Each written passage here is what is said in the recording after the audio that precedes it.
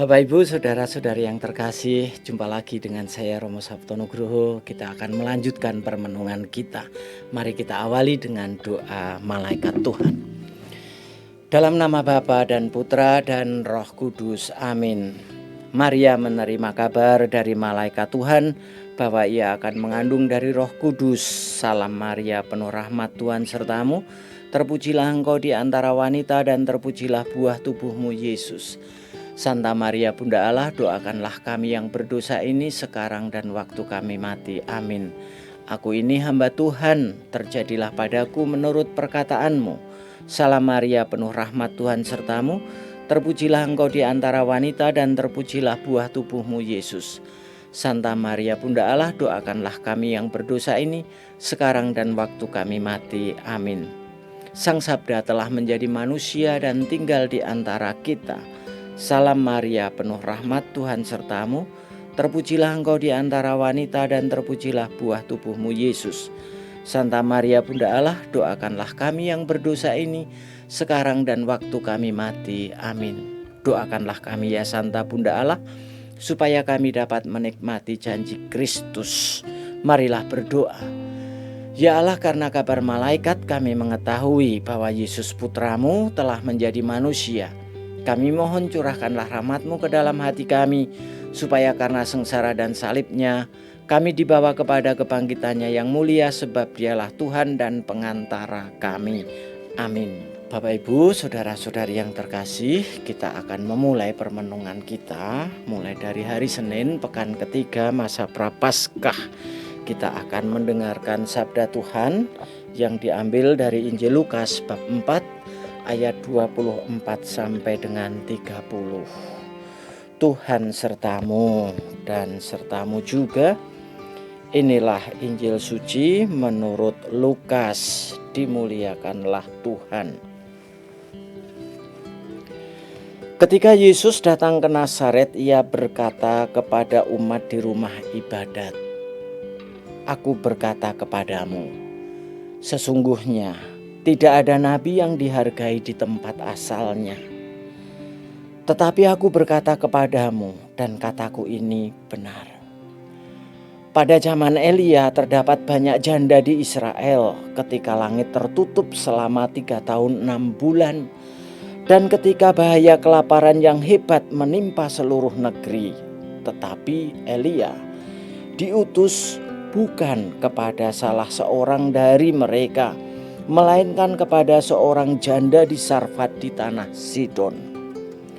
Dan pada zaman Nabi Elisa, banyak orang kusta di Israel, tetapi tidak ada seorang pun yang ditahirkan selain daripada Naaman orang Syria itu."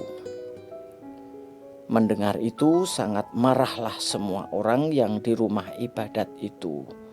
Mereka bingung, lalu menghalau Yesus keluar kota dan membawa dia ke tebing gunung tempat kota itu terletak untuk melemparkan dia dari tebing itu. Tetapi Yesus berjalan lewat dari tengah-tengah mereka lalu pergi. Demikianlah sabda Tuhan.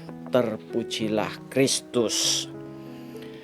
Bapak Ibu, saudara-saudari yang terkasih, dalam bacaan Injil tadi Tuhan setelah ia mengajar di rumah ibadat, lalu banyak orang berkomentar tentang asal-usulnya, tentang keluarganya. Lalu tadi Tuhan mengatakan tidak ada nabi yang dihormati di tempat asalnya sendiri. Kira-kira apa yang dapat kita renungkan dari kisah yang tadi kita dengar? Salah satu yang ingin saya tawarkan adalah memaknai pertobatan dengan usaha melihat karya-karya Allah yang terjadi di dalam kehidupan kita sehari-hari. Yesus yang telah dikenal oleh semua orang di tempat asalnya, lalu orang-orang itu menolak dan tidak mau menerima karya-karya Tuhan yang terjadi di sana.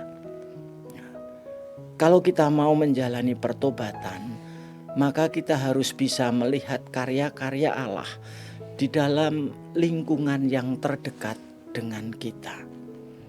Kita sering mendengar pepatah, gajah di pelupuk mata tidak kelihatan, tetapi semut di seberang lautan kelihatan. Sering itu digunakan untuk melihat atau memaknai tentang kesalahan. Tapi rasa saya bisa juga untuk memaknai tentang kemampuan untuk melihat kebaikan orang. Kebaikan orang yang begitu besar yang ada di dekat kita sering kita abaikan. Tetapi kebaikan orang lain di tempat yang jauh yang begitu kecil sering kita puja-puja. Kita diajak bertobat untuk melihat kebaikan-kebaikan besar, karya-karya Allah itu yang terjadi di dalam kehidupan kita sehari-hari.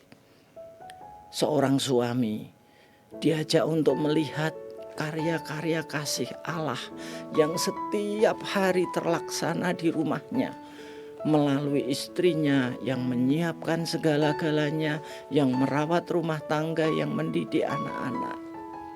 Anak-anak diajak untuk melihat kebaikan orang tuanya yang setiap hari dilakukan, yang setiap hari terlaksana di tengah-tengah keluarga. Kalau kita bisa melihat keluarga kita sebagai tempat kejadian rahmat Tuhan, maka keluarga kita akan menjadi tempat-tempat mukjizat yang begitu besar di dalam kehidupan kita. Jangan sampai gitu, misalnya seorang anak dibelikan bakso sekali oleh temannya saja sudah disanjung sebegitu baik. Ibumu jauh lebih baik karena setiap hari merawat kamu.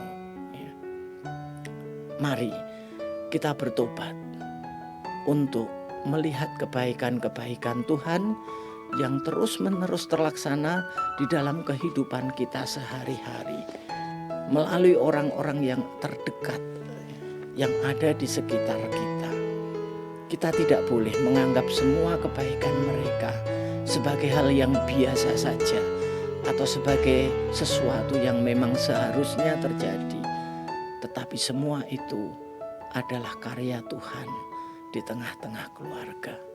Mari kita jadikan keluarga kita sebagai ladang, lahan, tempat Tuhan melakukan karya-karyanya.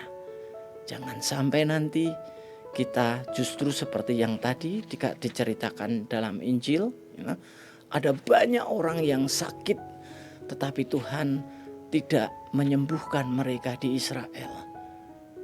Karena bangsa Israel tidak bisa melihat karya-karya itu. Jangan sampai keluarga kita kehilangan rahmat Tuhan karena kita tidak mampu melihat dan merasakannya. Tuhan memberkati. Amin. Marilah sekarang kita akhiri permenungan kita dengan berdoa dan memohon berkat Tuhan. Allah Bapa yang Maha Baik, kami bersyukur Engkau memberikan kami orang-orang yang terdekat di tengah-tengah keluarga kami, orang tua, anak, saudara-saudara kami yang setiap hari kami lihat dan setiap hari kami jumpai. Semoga Engkau membuka mata kami, membuka hati kami, bahwa terutama melalui merekalah Engkau mau menyampaikan karya-karya kasih-Mu yang begitu besar untuk memenuhi hidup kami, supaya di tengah-tengah keluarga kami, Engkau memenuhi hidup kami dengan kasih-Mu.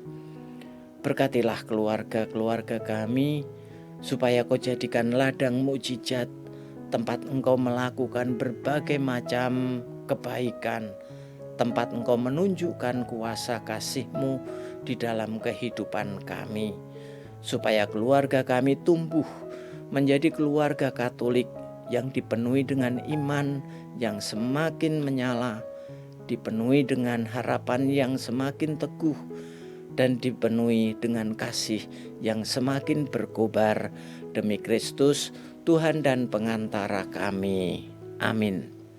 Marilah kita siapkan hati kita untuk mohon berkat Tuhan. Tuhan sertamu dan sertamu juga. Semoga saudara sekalian dan seluruh keluarga diberkati oleh Allah yang Maha Kuasa, Bapa dan Putra dan Roh Kudus. Amin. Terima kasih. Tuhan memberkati.